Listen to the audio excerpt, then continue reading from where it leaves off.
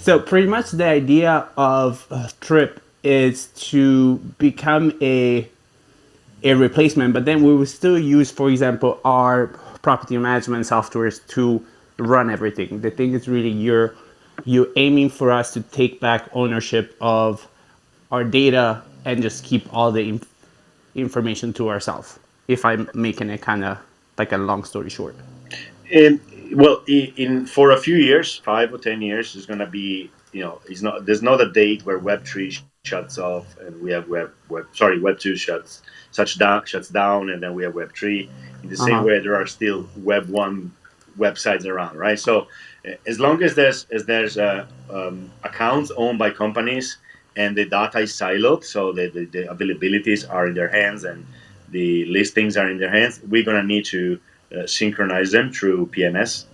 But in a futuristic Web3 only situation, and by that time we're going to have probably Web4, and who knows what is it. But in that situation, no, because the availabilities are only in your hands, and everybody can read them, and the listings are only in your hands, and everybody can read them. So you won't need synchronization because the data is not closed; data is open.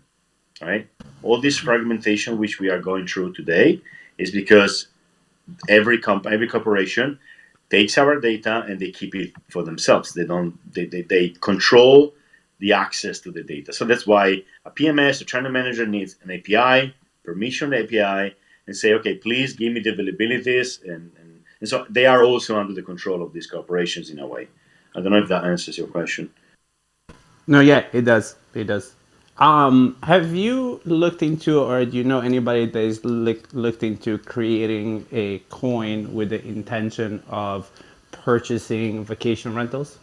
So almost making like a real estate fund that is based on a coin that people can then buy into, which is kind of like a idea that it's kind of forming as you were talking. It's almost like a timeshare kind of model, but with a coin that is then attached to a property.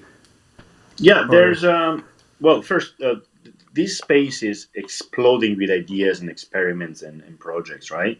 So we're not doing that part. Somebody else is doing it. There's a company called Real T or Real IT, which is purchasing houses in the States, I think in the Detroit area. And yeah, you just buy a few coins and you own a little bit on the house, and then they rent it.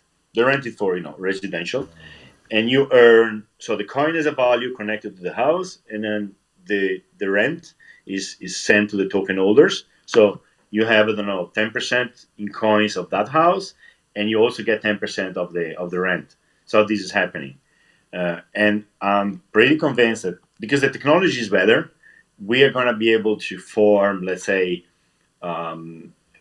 somebody could buy, you could say, I want to buy a great villa in Italy or 10 villas, but I don't have access to money. So why don't we collect the money and then we tokenize it, right?